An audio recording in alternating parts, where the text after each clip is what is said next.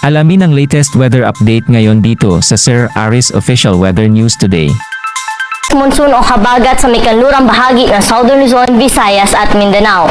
Ngayong gabi, ito yung magdadala ng mga kalat-kalat na mga pag-ulan, mga pagkidlat at pagkulog, lalo na po dito sa bahagi ng Occidental Mindoro, Palawan, Western Visayas at sa Negros Island region.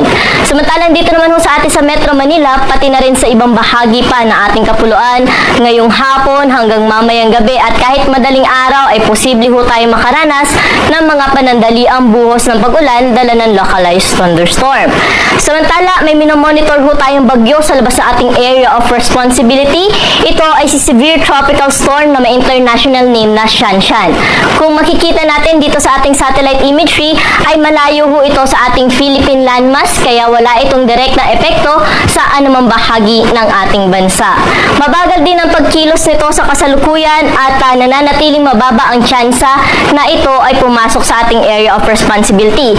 Ngunit kung pumasok man po ito sa ating PAR ay dito lamang ho ito sa may northeastern boundary na ating area of responsibility, kaya hindi natin inaasahan na magkakaroon nito ng direct na epekto sa anumang bahagi ng ating bansa.